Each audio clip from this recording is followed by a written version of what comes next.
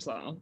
Come on, it's a real theme song. Welcome to the I'm Josh Saying podcast, where applied knowledge is power. I am so excited about this episode, man. It's going to be so incredible, so dope. Can't wait to really interview this person. I've been really wanting to just chop it up with this young lady for a while. And today is the day. So we're going to get to the business first. We'll get to the business first. So I'd like to thank our sponsors, which is Pivot Technology School, which is a 20-week accelerator teaching data analytics, web development, and cybersecurity. If you're interested in pivoting your career, make sure you go to pivottechschool.com.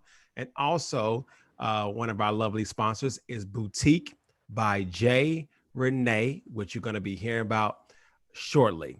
Also, I'd like to thank Great Convo Media, where the chatter matters. Make sure you all go to greatconvo.com and subscribe to all of the great podcasts on there, as well as subscribe to I'm Josh Saying.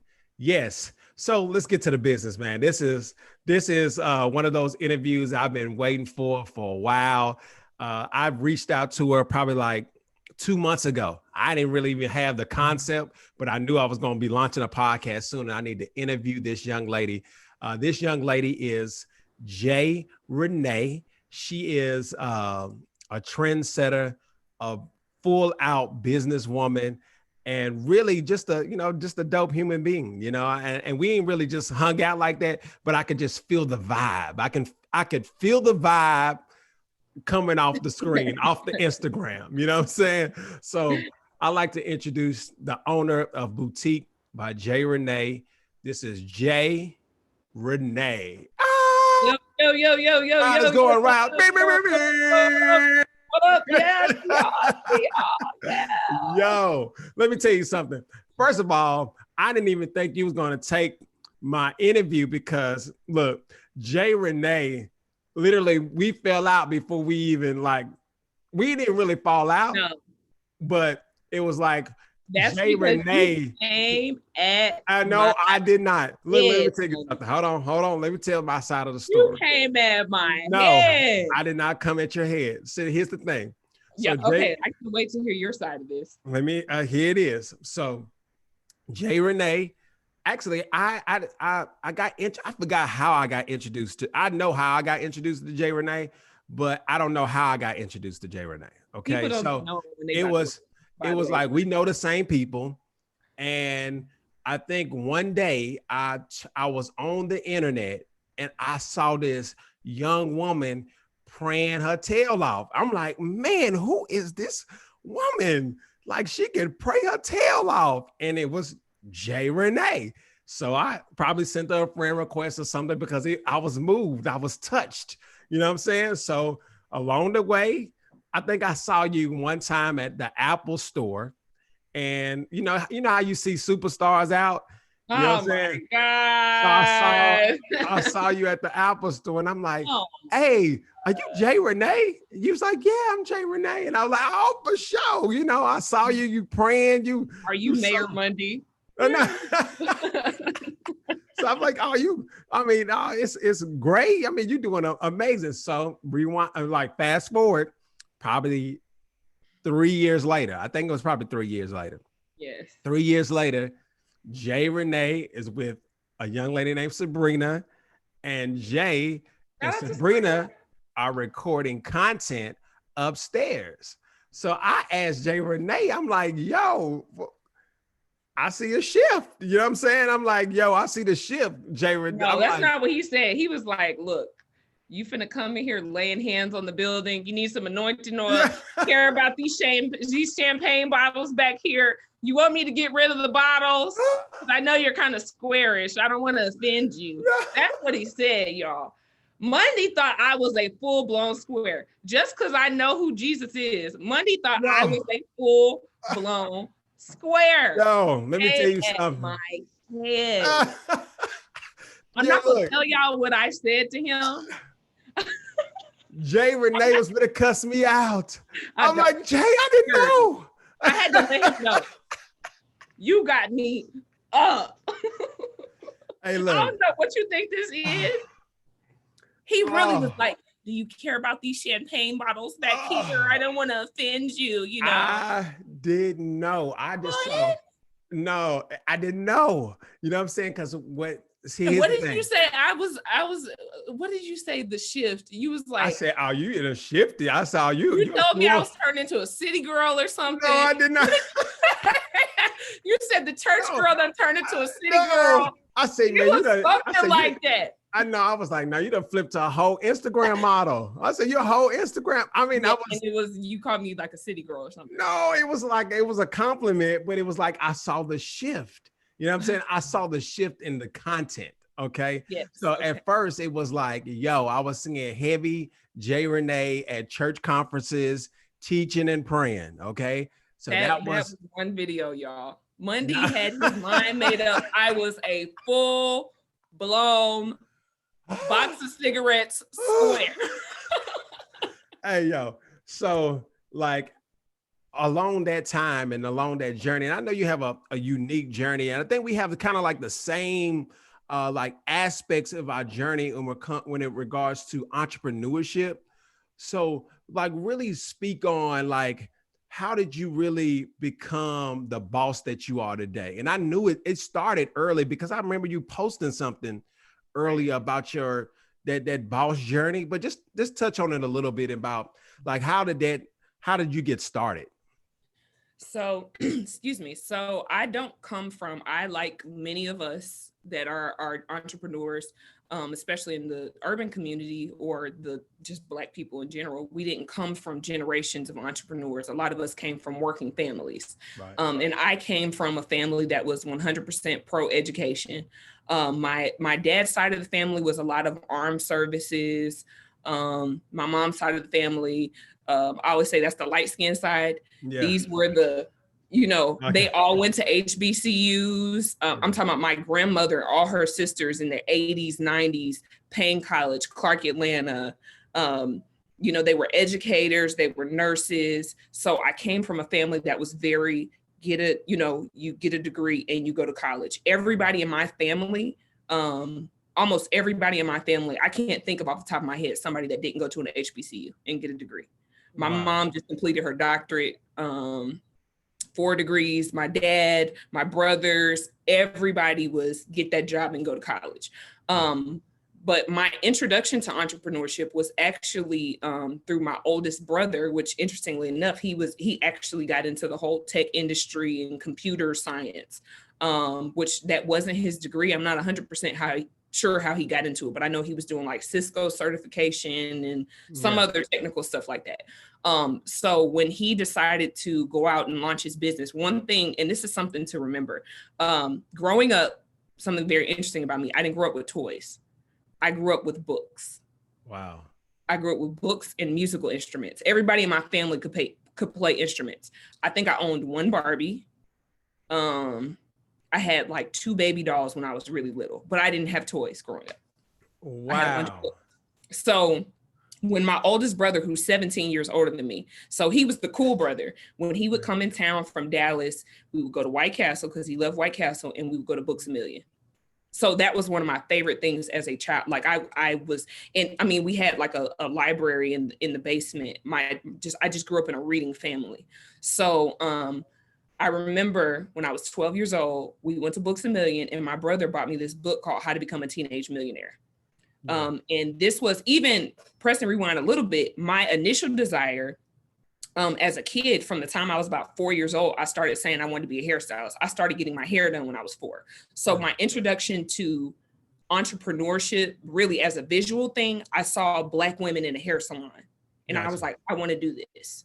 And so I was really fascinated with hair, cutting off, and that's probably why I didn't have dolls, because I would be shaving their head and stuff. Yeah. But so I started saying I wanted to do hair. And one thing interesting enough about my dad, he was always stretching me to think bigger. My dad was truly a visionary. And so he really pulled that out of me, because I wasn't thinking like that initially. I just wanted to be a hairstylist. And he said, you don't want to be a hairstylist. You're not gonna make enough money doing that. Yeah. And so I said, well, I'm going to own a salon. So then I started saying, I'm going to own a salon. That was like 5, 6 years old. I'm saying this. So then when I hit 12, my brother gives me this book, and it's an amazing book, How to Become a Teenage Millionaire. Anybody that has children, young children, they've redone the book since I read it. It was a green book. I can't remember the author, but you can probably find it on Amazon, a green and white book, How to Become a Teenage Millionaire.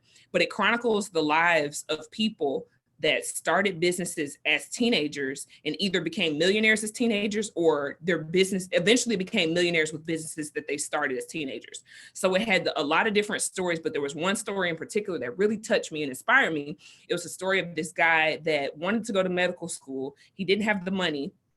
So he took a loan from a family friend, and he started a sub business. And this was during the time when the standard for fast food was cheeseburgers and pizza. Yeah. He started a sub business, and that sub business at the time, at least of this book being published, was the largest fast food restaurant chain in the world. Fred DeLuca started Subway when he was 18 years old. Wow. Because he wanted to go to medical school and didn't have the money. Come on. So that story right there was the thing that's lit it all for me. It created this thing in my mind that helped me understand steps and process, which a lot of visionaries, a lot of entrepreneurs, we have these big ideas, but a lot of people don't understand process. So if I can't achieve this huge thing immediately, I'm just not going to do nothing. Better believe it. If I can't make this big thing happen, I'm too intimidated by it, so I'm not going to do anything. Yeah. Reading that book broke that whole idea off of me. I understood process. So I understood if I can't get where I'm trying to go immediately, I can start something that's going to get me somewhere. Yep. So that pressing fast forward, I wrote my first business plan, which was actually for a lawn care business when I was 12. Now, anybody that knows me, I'm not doing nothing with no grass. I'm not doing nothing with no dirt. And my dad, who was the realist, he was like, girl, please. Like, you don't even like being outside. You're not going to do nothing with that. But it got me started. And one thing that book really, I mean, God knows if I could meet the author of that book, I would probably write him a check now. Because that book really made me, it showed these kids that, it just kind of picked your brain a little bit to see where, you're only, however years old you are, what can you do? What do you have in your hand that you can do? It talked about people launching babysitting businesses, lemonade stand, like just whatever. So it made me start just kind of pulling on what do I have in my hands that I can use to create something. That right there was what has taken me through my entire life. Come on. So pressing fast forward, I struggled to still with, I had these big ideas, but I came from a small town. I'm from Clarksville, Tennessee. Yeah. I did not grow up around Black success in the sense that I never saw Black millionaires. I saw millionaires, but they weren't Black. I saw business owners, but they weren't Black. The Black business owners that we did see, it was just barbershop, beauty salon, not discrediting them or making them not be, whatever, but that was the most we saw. Right. We didn't really see more than that in my community. So I wasn't really exposed to a lot. What I've become, I never saw anything like that. And so I had these ideas and everything, especially during that time, go to college. That's it. Nobody's going to entertain anything. I came back with a business plan. I shared recently, which I actually have it in here. I came back, or I posted recently the business plan that was actually the start of what I'm in right now. I wrote that when I was 16. And how old are you now? If you don't mind me asking. You said what? How old are you now? 30. You don't mind me asking? So 30. So you wrote a business plan at 16. 14 years later, the manifestation of said plan. And I tell people all the time is that sometimes your ideas can be ahead of its time, but if you don't give up on those dreams, you may start doing something else, but don't give up on those dreams. It can manifest at any time at the right time. So 14 years later, you're in the manifestation of something that you did, when you were 16 years old. And it was absolutely before my time, because bear in mind, this was back when it was, come on. You've got mail. Yep. So when I presented the idea of an online store, nobody took it seriously because it was back then, people didn't even trust shopping on the internet. Right. Like that's a fairly new phenomenon. Like people were not online shopping like that. So I was like, they shut that down. So I went to college planning to open a franchise of physical stores.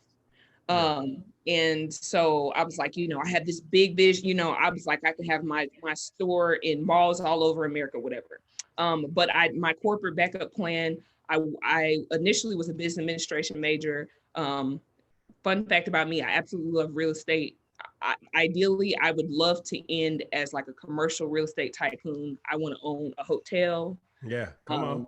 Like I want to own an apartment complex. I've always loved real estate, but I knew it took millions of dollars to, even invest just starting the process of getting those loans and putting stuff down. So I had that desire when I started doing weave at Tennessee State, but I had that mentality. I'm going to use whatever I have in my hands to create what I want to build.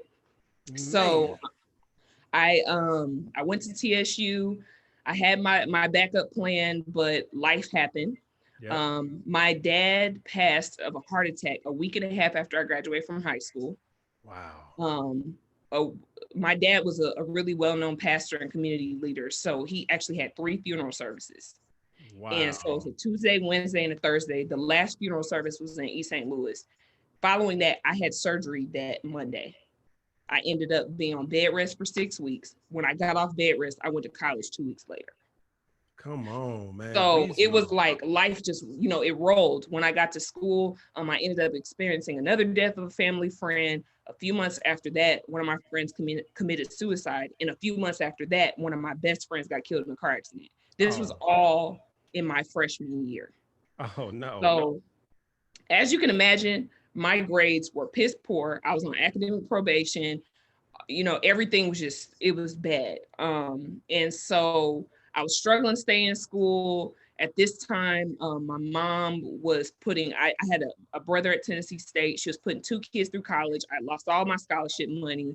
At that point, I felt bad even asking my mom for money. I didn't even want to. I was just like, and honestly, I knew I needed to move off campus because I had lost all the money that I was using that my loans would pay for some, but it wouldn't pay for all, Right. So I was like, if I just get in here, put my hands to work, I can pick up, and next thing you know, I just started doing hair. And the crazy thing is, this is really important too. I had watched other people doing hair on campus. I knew I had the gift, but I never really told anybody I could do it. I used to do hair at home. I used to braid people's hair. I do my mom's hair, stuff like that, but I never told anybody. But I watched somebody do somebody's hair sitting next to me, cut it with kitchen scissors and charge her $85. And I could be doing that. Right. So I made the decision that I was going to launch this side hustle, but I was going to do it with such a spirit of excellence. I wanted people to feel, even though we were in college, it was a lot of people that were used to going to the hair salon. Yeah. So I was like, I want people to feel like they're getting a full salon experience with me. I got capes. I had fresh towels. I had professional products. You had booking appointments. I rolled on time. I had an assistant that worked in the salon with me. I literally made people feel like they were that they were coming to the salon to get their hair done, to the point that I got kicked out of hell because Mr. Darnell said, "You're not going to be running no full-blown business out my door." Shout out to Mr. Darnell, because you made me get on my stuff. I said, you know what? You're right. I'm not going to run a business out of your dorm. I'm going to go open one up. Yeah. So you opened up the J. Renee hair salon. Yes. I think that's why. Eventually, I worked in a couple of different places, again, process. And then by the end of it, I had my own salon. I had a great career as a hairstylist and makeup artist. Yeah. And that I used that. I always kept the vision before me. I knew I still wanted to have this store. I knew I wanted to have this clothing line. So I worked a couple years, and then I used the money that I was getting from doing hair. I ran a sewing special where I did 2-for-1 on Black Friday. I came up with $2,500, put that $2,500 into the boutique, and I launched it. Come on. So look, 7 years ago. Yeah, let's so I think I caught you. So I caught you on the tail end of closing your salon. Mm-hmm. So I think that's when I got introduced to you via the internet. So I think I caught you on the tail end of grand opening, grand closing. I'm selling all that stuff and I'm moving to Atlanta. Yes. All right. I saw that. And then you was in Atlanta for a second and then you came back to, I guess, home or Clarksville or something. So let's talk about that transition. So, I'm packing up, I'm dipping. I got this dream. I'm closing up my shop. I'm going all in on this boutique and I'm gonna go to the A. Cause I remember you had the sign, you said, hey, I sold my house, boom. I'm gonna buy a house, boom. And then maybe, how long was you in the A for the first time? About a year and a half.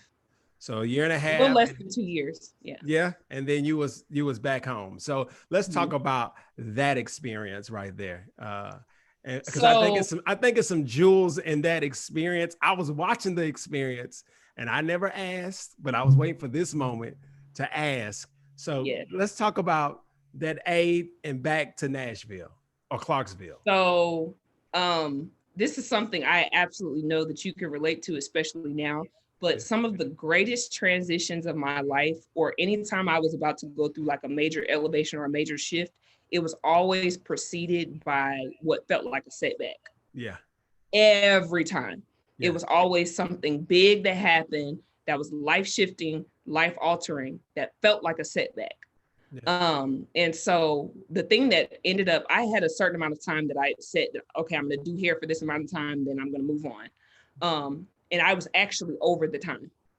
Okay. I said at a moment, I said, I got 5 years left. I was going into the 6th over the time I was going to stay. And I got into a car accident. And I got hurt in this car accident. Crazy thing is, I didn't total my car. I didn't break any bones, but I ended up like dislocating some vertebrae in my neck. I wasn't able to work full time for 6 months. Wow. So I was working like a couple of days a week for 6 months. The last time frame, or the last 6 months of me doing hair, I was only working part-time. Okay. And this is in Atlanta, or is this in Nashville? Nashville, this is okay. Still in Nashville. All right. So during this time, I was just like, it was very hard because it brought out a lot of realities in terms of entrepreneurs tend to think that they're invincible. Yeah. Like, especially, if we get used to making fast money, and if we're gifted, we're talented, we feel like we're invincible and there's never a time where this could stop. Yeah. And for the first time in my life, I physically could not produce the revenue that I was used to producing.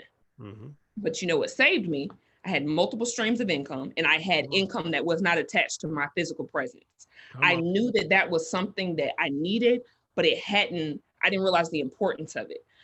So during that time, and this is something service-based business owners really need to understand, it is so dangerous to have your primary source of income be something that's attached to your physical being. Anything can happen to your body. Literally, I was on my way to a Christmas party and I got into a car accident. Turning on Bell Road, bam, somebody smacked me out of nowhere. So, like I said, during that time, it just made me start thinking about business differently. And it made me start thinking, I don't want to be in a situation where the only way for me to produce revenue is for me to be physically well or for me to be physically present. Yeah. So I started feeling like, okay, it's time to make the move. Prior to that, I was okay with Nashville. I had just built a house there a couple of years prior. I was good. I had clientele. I was connected. I could have absolutely kept moving in Nashville and been fine, but I just was kind of feeling like something needs to happen. But I personally, that wasn't convenient for me to do it at that time after not working for 6 months. Gotcha. Or not working full time for 6 months. But I literally had a moment where it was like, God was like, go now. And it came at a very random time. I was not planning to move to Atlanta. I wanted to move to Houston. But ironically, the weekend that I moved was when that hurricane hit. So if I would have followed my thing, I would have been in Houston dealing with God knows what. Right. But God was like, Atlanta, go now. I'm like, Atlanta? Why Atlanta? I don't want to be in Atlanta. I'm a single woman and I want to go where the men like women. You know what I'm saying? No pun intended, but I want to go where they looking for me. Yeah. You know what I'm saying? I was like, Atlanta is this, Atlanta is that. I don't want to go to Atlanta. And then Atlanta, you have Atlanta different. I'm just saying, but I was like, I had a certain perception also of the city from coming as a visitor. I didn't really know it as a resident. I was like, why Atlanta? But at that moment, it was such a strong, I had never felt that type of like, oh, this is a God thing. So literally that moment happened like June 19th. Yep. I was gone by August 31st. And it was literally like my house sold in 9 days. They let me out of the lease of my salon. I had another, I sold my house here in 9 days, had another house in like less than a week. Yeah. I was under contract. Like, it was just like boom, boom, bam. Okay, this is a God thing. So it's like everything happened. This is going to be it. We finna get here. Come on. Well, yep. I got here and walked into the absolute worst season of my entire life. Wow. I literally, from the time that I got here, and the crazy thing is, you know, I was going through this shift out loud. It was a public thing. Everybody knew I left. Everybody seen me on this journey. I done stepped out. God, you told me to do it. I go balls to the wall. Yeah, like, you know, woo, woo, woo. And I get here in my entire, I'm talking about something from a movie. I can't even explain to you all of the stuff that happened. I mean, from more death to I ended up getting hurt on a jet ski. I was on crutches for a month. I couldn't even get myself out the bed. A lawsuit from the people that hit me before. Like, it was just, I mean, so much stuff happened. And I came here, you know, living on my savings account. Like, yeah, I'm gonna make it. Right. And next thing you know, life just started happening. And the thing that really took me out was when one of my best friends just died out of nowhere. He was at work and they said he stopped breathing, took him to the hospital, and he literally just died. And at that point, it knocked the wind out of me. R.I.P. Jason. He was like, I called him like my coach. Like, when you think about a fighter, you know, you see a fighter in the ring going, and then when it gets hard, they go back to the side, and it's that person wiping off their sweat, saying, get back out there, come on. That's right. How Jason was to me. Jason knew every time I overdrafted my bank account, every time I screwed up, every time I got my feelings hurt, you know, like Jason was literally like that big brother that was like, get back out there. And when Jason died, it knocked the wind out of me. Yeah. And it would really take some of my friends, which I know we have, you know, several mutual friends, but I even remember speaking to Sabrina. I remember a time shortly after that time, Sabrina had come to my house with her now husband. She was introducing him to me or whatever. And I remember her coming in my room, like, you have to get out the bed. I was so out of it. I was gone. I literally can't tell you from like November of 2018 to about March of 2019. I can't really tell you a lot that happened because I was gone. Wow. And so imagine being in that type of dark hole and having a public platform. You know what? And people expecting you. I saw it, you know, and the thing is that because, you know, it was like, you know how like you can tell about people, you can't really tell about people's life, but you can tell like when people are like really serious about like on their Instagram stories or like the Instagram in itself and how it tells a story of what you share. Right. You know what I'm saying? So you were sharing a thing and then it was sharing and then you went ghost. You know what I'm saying? It was like ghost status. It was like, and then we just saw you come and then I just saw you back here. You know what I'm saying? It was like a whole period of time where it was like nothing. Because honestly, I've never quit anything in my life, but I was done. Yeah. It was literally like I walked out of my body. There was no motivation, no encouragement, it wasn't no spiritual pray. Like, this how you know when you don't really hit some stuff, when you pray, and the only time you praying, you like cussing when you praying. Like, yeah. I was gone. Like, Josh, when I tell you, it was to the point where it scared me. It scared the people around me because, I mean, everybody goes through their things, but nobody had ever seen that happen to me to that extent. And so I sold my house and I packed up my stuff. One part of my brain was still like, the don't quit was like, no, you're going to come back. So, you know, just take a break, get your stuff together, come back in about 6 weeks and, you know, whatever. So I sold my house and put my entire life in a storage unit here in Atlanta. And I went home with just enough stuff to last me for about a month or so. Yeah. Because in my mind, I was going to come back. But when I got home, that was when I really realized I am not okay. And it's really, I mean, the story of my journey back is really going to make a great book. But one thing that I always say, a vision is only as healthy as the visionary. And Well, so hold many on, times, hold on. Ding, ding, ding, ding, ding, ding, ding, ding, ding, ding, ding. That is a I'm Josh saying moment. That is a I'm Josh saying moment. Say that one more time. the vision is only as healthy as the visionary, only as healthy. And a lot of times we try to dump, that's kind of our out. If we're not okay, we try to push more into the vision. But in all actuality, your vision will never be healthier than you. If you're a mess, if your life is falling apart, that business is gonna fall apart too. If your finances are trash, your business finances are gonna be trash. If you're unstable, the business is gonna be unstable. It is no way for you to be the greatest asset and the biggest, center stone of an institution, and you be like this and expect everything around you to be stable. It just doesn't work. It does not and work. So for the first time in my life, I realized I'm not okay. And it was kind of like a cultivation of 10 years of me just going and going and going. Because one thing that was really ironic, over the course of me building my brand, you kind of saw a public this, but privately, it was like, I've experienced more deaths than I can even count on my hands. Just a lot of just private struggles that I always just kept fighting and pushing professionally, but not really dealing with stuff personally. And even as a business owner, it was just a lot of really bad habits that I had that I could not walk into what I'm in now with those types of habits. It wouldn't have sustained me. So it took me hitting all the way rock bottom. And when I tell you, I had no desire to do anything, and I didn't care when when you came in my head and I snapped back and cussed you out, I was in that. Like, I do not care. I don't know who you thought I was before, but she's dead. I'm like, yo, this ain't the anointing on J Renee right here. Like, but you know what? It was really good though, because what happened was I realized that there had been a person that I was trying to become, and I was trying to build a business and a brand and everything based on the idea of what I felt I was supposed to be. Yeah. I've been in the public eye my entire life.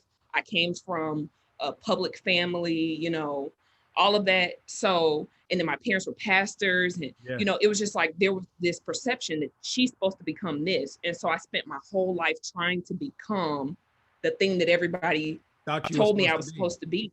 Yes. And it was just falling apart. And God was like, nah, fam, there's a space out here just for you. There's people that absolutely love the fact that you have sense, but you also crazy as hell. You know what I'm saying? They love the fact that you love God and you're a real person, and the only way this is going to work is if you just are 100% yourself. That's it. Be you. So when you saw that shift, I saw the shift. Now we bring it to that moment.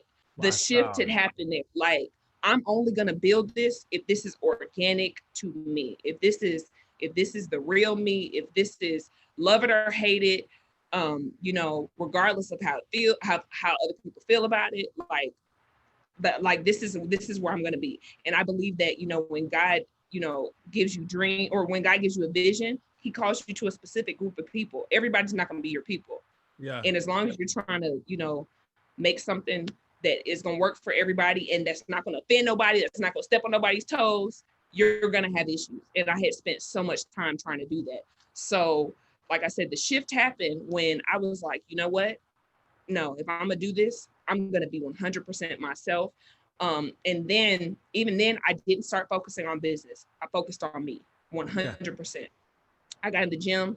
I've always personally struggled with anxiety, stress. I'm not good at managing stress, not taking care of myself physically. I get so busy, go days not eating, or, I really wasn't taking care of myself. I didn't have any inspiration to build a business or build a brand, or I didn't have the next vision or the next move. I focused on getting me together. And as I started to become more healthy, I had a trainer, I was in the gym. All of a sudden, as the visionary got healthy, I started seeing my next moves. Stop booming. And then from there, I was able to lay the foundation of literally What I'm sitting in right now has really happened in 18 months. Because I'm talking about, I hit all the way to the ground, rock bottom. The worst business year, 2018 was the absolute worst business year I've ever had. I mean, in all of my adult years, that was probably the least money I ever generated in my life. Honestly, even back to college, I was probably making more money. Wow. So this is 18 months of focus. So I really think that part of your story prepared you for this moment right here. Because Absolutely. I feel like, based upon what I've been seeing and just really your brand and, you have a really solid brand. Okay. Like if Jay Renee says, yo, you better go get these such and such. And I feel like you have a tribe of people that's going to go. Such and such. You know what I'm saying? So like, I think your brand has transitioned to like next level. And it feels like it elevated, like you can feel the acceleration via Instagram. But I could feel it. I'm like, yo, she done went to a whole nother level. I know she doing numbers. And it's like, how did that? So you left, came back, got yourself together, worked on your mental, and then went back to say, yo, I'm going to execute my vision to perfection. So the vision is she has boutique by J Renee, but it's all online, which I just feel like visionaries, like we're always ahead of our time. Okay. Like we see stuff that people don't see. It's just how it is. And this is how we wire it. So, but it always, our vision prepares us for moments that we don't even know that's coming. Right. So it's like your vision for an online boutique knew that 2020 pandemic was on the way. All right. Like God saw that this is going to be down here in 2020. I'm going to prepare you in 2012 or whatever years that is, right. to go ahead and launch this thing now that's clearing. Yo, I ain't gonna even talk about it. I ain't trying to count nobody's pockets. No, she put it on the internet so I can count the pockets. Okay. So we're talking 6-figure months, not 6-figure years. We're talking 6-figure months. So let's talk about really your strategy, the way you think about things, the way that you really like process your business now. We're talking about the successful J Renee. How are we processing this? I wouldn't say newfound success. It was already there for you. You just had to tap into it. But like really define what is this new moment looking like for you? And really, how are you thriving in this pandemic? So it's funny because this I probably need to write a book about this, the healthy visionary, because somebody had asked me recently. I did I think it was like a questionnaire on Instagram, and somebody asked me what caused the shift, because apparently, I mean, everybody saw it. Yeah, we saw what really caused the shift. Yeah. And the thing that honestly caused the shift for me, yeah, COVID, picked up online stuff, whatever. That wasn't really what caused the shift. The shift happened when I got out of debt.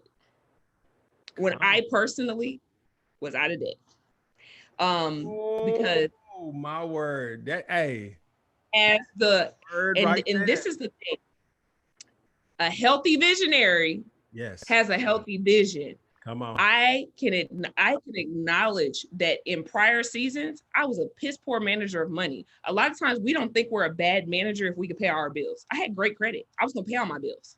But the way that I handled my money, the amount of debt that I had built up, just my mentality when it came to handling money, in the sense that I enjoyed spending it more than I enjoyed keeping it.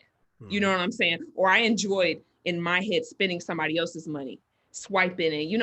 I just really had bad practices. So the thing that messes up a lot of entrepreneurs is the fact that either, number one, it takes us too much to live, it takes us too much to function, or we don't pay ourselves as business owners. I mean, most business owners will have, whatever the business makes, all the bills, then I take what's after that. And half the time that may or may not be enough to live. Come on. So that just creates a very unhealthy cycle. So I had made the decision that I wanted to get myself together. I was not going to push out anything else because I didn't have the strength. I Right. said I was not going to push out anything else that was going to sacrifice me personally. Yeah. So while I was focusing on just, building my business, getting myself back, whatever, accidentally in 2019, I had increased my business revenue 199% last year on accident. I was not trying to do that. Yeah. I had increased my business revenue last year, How was but the accident? then How did you trip on 200%? How did you trip on 200%? I was minding my business. Literally, I was my ability to get things done in a day, it just skyrocketed. Like I was working more efficiently. I didn't have no strategy of how I'm gonna make this happen. I literally was just focusing on myself.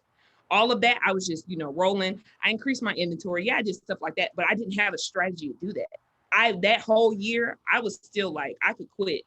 If you want me to be a kept woman, and if some rich man just want to slide in here, I'll give all this up today. That's how I was still feeling in 2019. Like, I was getting it back, but I still wasn't really there. I'm just being honest. So, but once I saw there's another way, because my only experience with entrepreneurship was stress. It was high stress. That's even being a full-time entrepreneur at that point for about 10 years, 9 years. All I knew was stress. And I was like, I don't want to live like this. So I decided I will not do I'm not launching back out. I'm not going back to Atlanta. I'm not doing none of this if it's going to be at the expense of me. So I got out of that. And then, so from there, I was able to look at a healthy perspective of what my business could generate, what I could pay myself, what I could live off of. I had drastically reduced my lifestyle, which, coming home, that was a humbling thing to do. Being gone, living on my own, bought 2 houses on my own, packed up my bags and took my butt home, reduced my lifestyle down to the bare minimum, paid Yep. off all my debt. Then I could actually dump money into my business. 2020 was the first time I saw the results of having a healthy budget. So once I was able to really dump money into the business, I increased inventory simultaneously as I was increasing my marketing. And then from there, it was just like I've known to do this for 5 years. I just could never do what I needed to do because I was unhealthy. So we're just My going business. let's really just break down principles right now. Everybody get you a piece of paper and a pen. We're gonna break down principles. So principle number one is a healthy visionary. All right. Once you're a healthy visionary, then you need to figure out how you can get out of debt. All right. Yeah. Because Because you don't make any money when you owe people money. you're not making any money when you owe Mhm. people money. And what I did is that, something drastic happened to me, recently. I lost 3 revenue streams all in one day. Right. All in one day, lost it all. I was doing very, very well. And I had a very, very well lifestyle as well. So my lifestyle matched up to the $500,000 that I was making every year. So when Right. all that was just wiped out all in one fell swoop, I'm like, yo, what I have to do is get lean as possible. So Mhm. anything that's on my credit report right now, I'm about to get rid of it like ASAP. So I got rid of everything so I could be lean so that I could focus on this new journey. I got healthy. And I can Yeah. relate to all that because for 16 years straight, I'm going business, business, business, open up a business, open up a business, open up a business, do this, do this, do this. And then when the tornado happened, it gave me time. I've never sat down that long ever in my life for 2 or 3 months and just really sit in with myself to ask myself, what is this that you're doing? Are you want to just be busy or you want to be impactful? All right. And I want you to be impactful. So I have to eliminate all this stuff that's going, you think it's good. You think the community love it. You think, you love that. Hey, Josh, you got this business, you got that business, you got that business, but you was really burnt out. Exactly. And having that time to really recharge is all what you need. So we got healthy visionary, get yourself out of debt. And really what I really want to sit on is like your marketing genius. Like the way that you put out content is ridiculous. Okay. And like really, oh yeah, come on, man. Like, I'm gonna start using the J Renee the captions and I'm a writer. So it's like, all right, we got out of debt. We start investing in our business. And first of all, do you use the profit first model? Yes, I do. That's one of the best books I've ever read in my life. Okay. So business leaders and owners, make sure that when you start your business, and we do that with the tech company.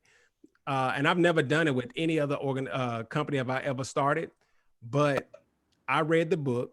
I listened to it on YouTube. Make sure y'all go listen to Profit First.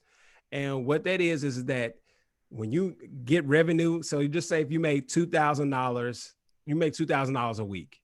All right. Regardless, before you pay a bill, before you pay anything, you take profit off the top.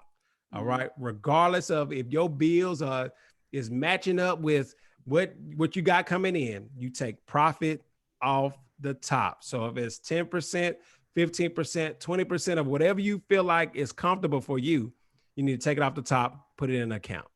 All right. So I just want to put that nugget in there. Profit first. Make sure you read that book. So the marketing genius it's ridiculous.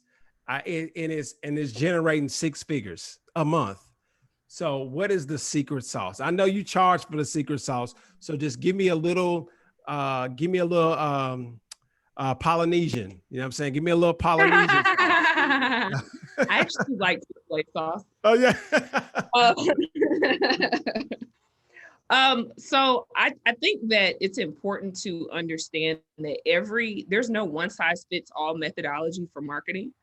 And I think that a lot of times we'll take these classes and we'll look at so-and-so did this and it worked for them, so it's automatically going to work for me. When in actuality, it's really not that simple. Not only is it contingent on what you're selling, but it's really contingent on your audience and what your audience responds to. But the main thing with marketing, I'll say from a personal brand perspective, or dealing with things that deal with people, whether it's training opportunities, whether like I'll use my training courses, growing my personal platform. Thing is, people subscribe to stories.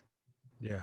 They subscribe to stories. A lot of times we get so focused on selling a product that we don't sell the lifestyle and the story related to it. So let's say you have a class, okay, so my current master class, Making Money in Your Sleep. So this is a master class where I teach the system that I created to basically quadruple, probably more than that, the size of my business and generate 6-figure months. So I break down that, but in that I sell the story. The reason why I've been able to sell that class is because I sold the story. People were able to connect with me. So a lot of times we miss the marketing point because we just want to push the product. Yep. We want to push a photo shoot. We want to push a logo and a pretty flyer and tell everybody to go to the website that we paid all this money to create that ain't really generating the money. Right. You know what I'm saying? Thanks. When in actuality, people subscribe to a story. They want to know, how did you get there? Where did you start? And really, that's really what's built the J Renee brand from the time of the inception of all things J Renee. I've always shared my story. I did a 3-part documentary that's still on YouTube now, but I shared my story to the launch of all things J Renee. I shared the pillars of my business, the journey that got me there. So people began to like find pieces of themselves in me. Yeah. And so based off their connection, you know, that made them subscribe to the brand. Like even when we think about some of our favorites, like Diddy, you know, the things that we love about Diddy is those meetings where we see him yelling at his staff. You know what I'm saying? We love the journey from Uptown to Bad Boy, to seeing him lose, to seeing him still come out. We love the journey. So we Yeah. trust Diddy because we've seen his journey. Exactly. The problem is we try to market stuff and people don't trust us because they don't know who we are. They don't know how we got there. Come You know what I'm on. saying? Like, So, but a lot of times too, that comes from when we go through those rough patches, we want to run off and hide. You know what I'm saying? And yeah, I you get got to that. show the real. That's the thing about it. Yeah. Like, you got to show. And I've always said, look, I don't care nothing about being the girl, that, the Instagram model that, everybody's boyfriends be on my picture because I got a cute Chanel bag and a fake body. I don't care nothing about being her. Right. I want people to be able to look at me and see me as a real person. And to really see like if she did this, dang, I can do it too. Right. That's the type of impact I want to have. I think I heard you mention that word already on here, impact. That's the thing that really makes a difference. When you've let people in and you've created that engagement, and you have to understand, let people in don't mean telling all your business. No. And you have to learn the difference between being transparent and telling all your business. Because even when I was in a place where I knew I wasn't really ready, I had to do what I had to do to protect myself. The problem is people start bombing it on the internet, talking about they helping people. You're really not helping people. You're just telling everybody you're depressed right now. Right. Give yourself a few minutes. Right. You know what I'm saying? Let's stop scraping for attention. Yeah, we're scraping for attention. Sit on a couch and tell the person that needs to hear it. Yeah. And then come back. You know what I'm saying? And not saying that you have to be perfect, but there's a way, in which to really share your journey that's impactful and not making you look stupid. You know what I'm saying? Yeah. I'm sorry. I'm a straight shooter. So. No. This is really. But so that's the thing though that has really that's really what's helped me. And because of the fact that people trust me and they trust who I am, then selling things was easy. You know what I'm saying? Of course, there are things that I utilize like Facebook marketing. I ran ads. Of course, I utilize email marketing, which is, huge. But the number one form of marketing still to this very day is word of mouth. There's a book called Contagious. I forgot who it's by. I'm sure you've probably read it. It's an orange book, but it's really, really, really powerful because it talks about how word of mouth is kind of the forgotten form of marketing, but it really is the most impactful. It's more powerful than somebody with 1 million followers posting you in their Insta story.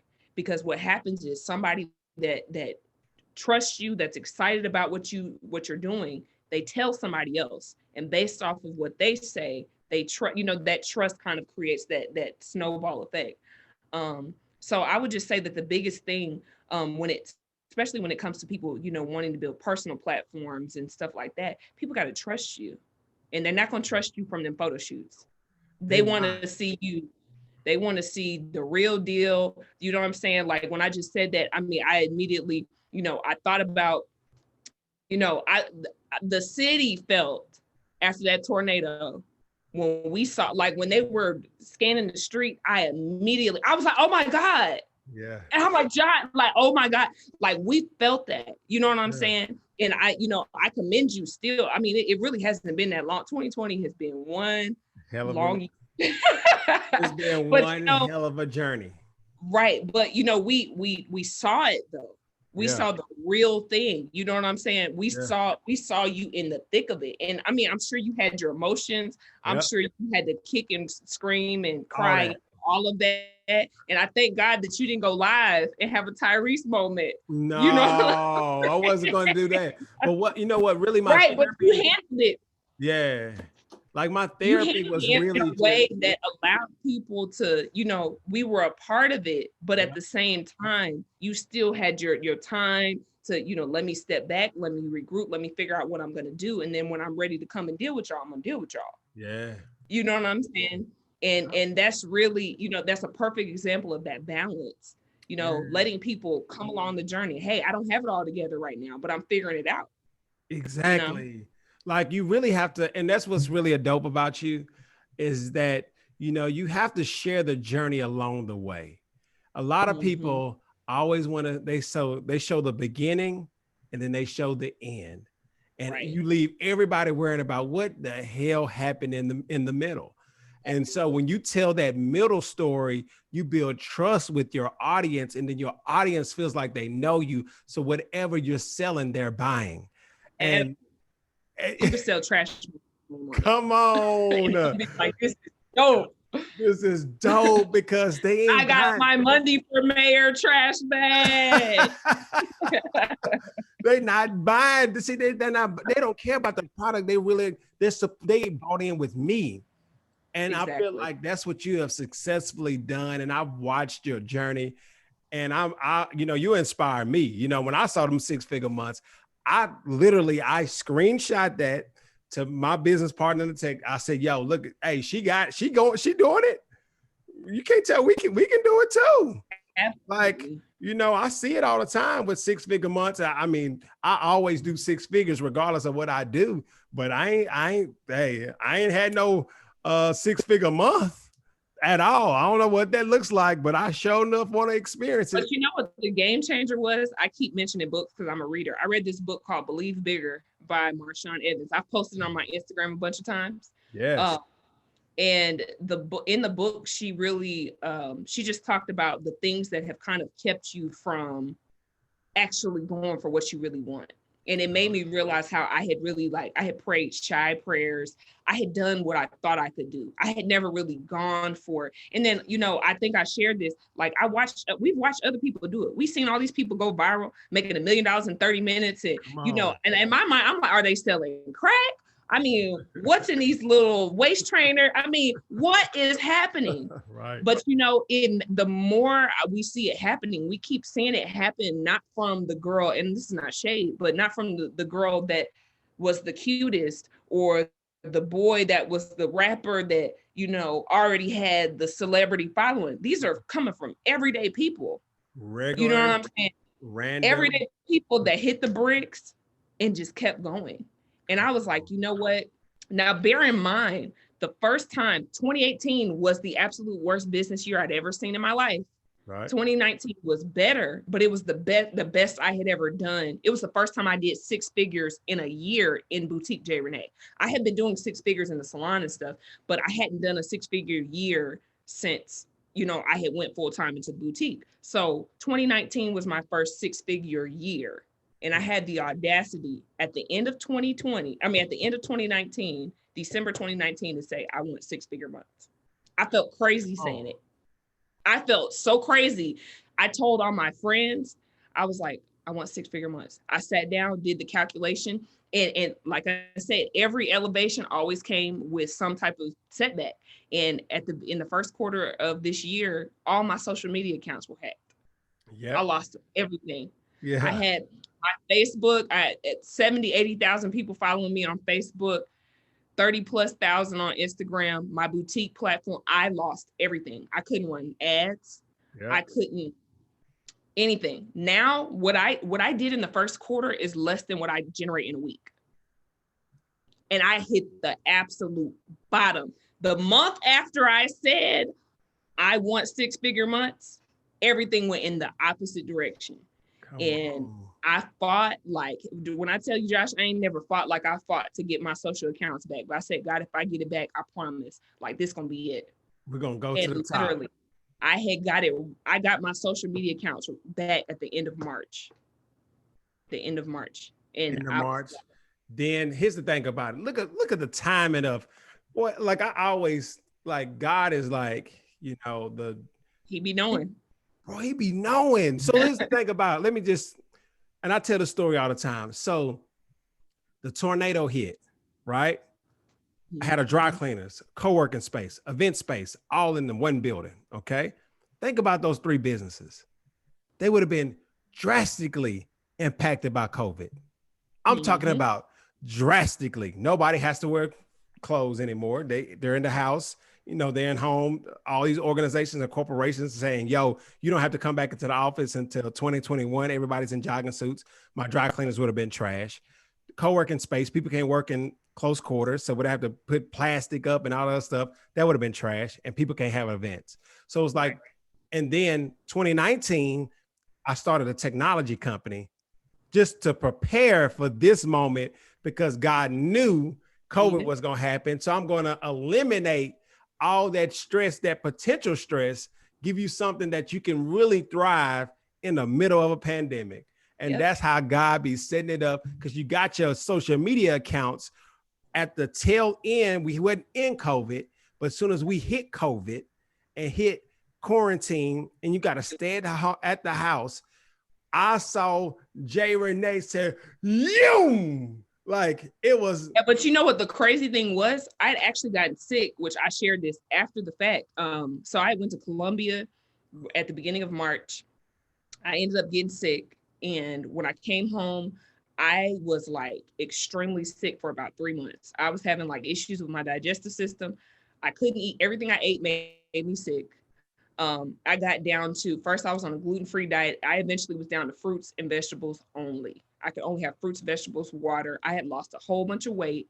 I physically did not have strength, but I get out the bed, ship orders, get back into bed. My mom was like, my mom had to come in the morning and bring me food. Like, come on, sit up, take your medicine. I was on about five, six medications a day. At the height, I was at 6 medications a day. This was happening. Nobody knew though. I mean, because I was like, I feel my stride. Like, this is when COVID happened. But this is what I'm saying. Every time people feel like you're supposed to, when you hit your wave, it's just supposed to open up. Like, no problems. It's supposed to be good. But I'm telling you, every major transition, every elevation was preceded by something that felt like a setback. Every single time. Every time. And I always had an opportunity to, I was telling somebody yesterday, you know, I'm a realist. I'll tell people you're not going to be a good entrepreneur. And it's 2 things that would make me say you're not going to be a good entrepreneur. And one of those things is people that are overly emotional. Yep. It's nothing emotional about business. You will not be a successful entrepreneur operating your feelings. It's just not going to happen. So this is when my brain kicked in over my body, because I physically, mentally, emotionally, I was like, I just lost my social media accounts. I just went through all this stuff. Like, God, I'm trying. And something in me was just like, no, I'm not going to quit. I get up, I beat like my jaws, cheeks. I had lost a lot of weight. Like I physically, I was like, you know, thank God for editing. I was putting weight on myself in pictures so people wouldn't know that I looked like I looked. Wow. Nobody knew though. I mean, I was and then imagine being sick and having to take pictures every week. Man, let me tell you something. First of all, I feel like you have a personal photographer like that just follows you around, because you're dropping. It's whoever I be making look. Yo, you drop too much heat. I can't even keep up. I'm like, man, these folks you have a personal photographer that's just dropping heat. I don't know if you do content. Do you do content days? I do content days. And do you take, so you like would take 6 or 7 outfits or something? And then most of the time I'll do like 4 to 5. 4 to 5. Okay. It's just amazing. And I just want to tell you that I'm inspired by your hustle. I'm inspired by your story. You're an incredible entrepreneur. You're doing such, you know, you're a leader in the space of entrepreneurship, and you really are killing the game. Like, really, for sure, killing the game. But don't let nobody else tell you otherwise. You are killing the game. Continue to be you. I really feel a glow on your life. I think you're in where you're supposed to be. You know what I'm saying? You are shining in the areas that you're supposed to be shining in, and everybody sees it. You know what I'm saying? We see it. We witness it. We eating popcorn. Like, man, what's she gonna do next? And this all started with him thinking I was a square, y'all. It was not that you was a square. But I just thought that, you know what I'm saying? I thought the anointing I thought you was coming to bless the businesses, you know what I'm saying? And got cussed out, but it's all good, man. So look, we're going to go over, I kept some notes, and we're going to just our 5 points. And then I want you to tell the people how they can connect with you, how they can buy your courses and all that good stuff. So look, you know, we're going to just give a brief synopsis of the talk. So a healthy visionary, that is 1. You have to be healthy. Number 2, you need to get up out of debt. Number 3, on the marketing side, people buy people. All right. They don't buy products, they buy people. That's a good way to put it. Yeah. And also word of mouth is a great tool. So don't ever do good business. All right. Do good business. When you do good business, people going to tell other people, they're going to tell other people, they're going to tell other people. And then number 4 or 5 is believe bigger. All right. If you're asking God, and I posted this about 2 weeks ago, I said that the Black business ecosystem needs visionaries to dream bigger. Okay. We have enough chicken shacks. We have enough hair and barbershops. I ain't nothing wrong with it. I ain't saying ain't nothing wrong with it. But there's we more. need some Fortune 500 companies right now.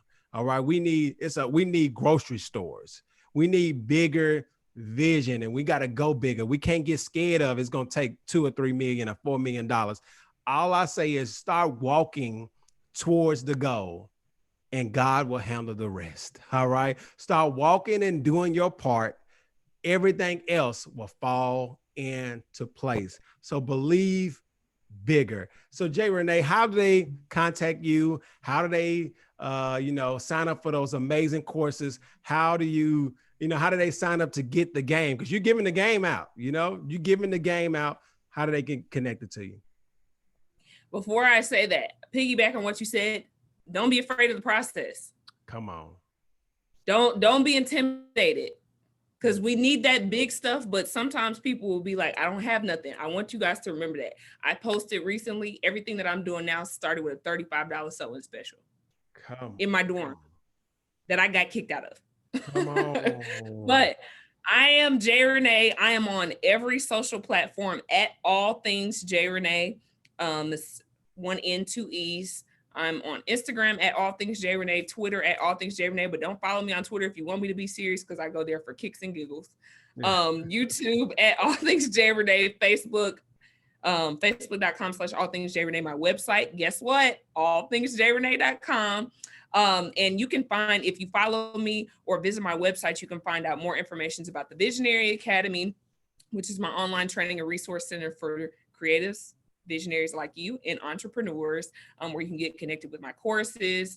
And yeah, allthingsjrenee.com, is the hub for everything. So if you follow me, you'll find Boutique J Renee.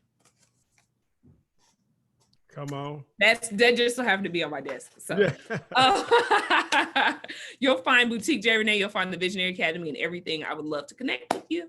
So it's amazing. So make sure you all do business with J Renee. She's killing the game with her boutique, her courses.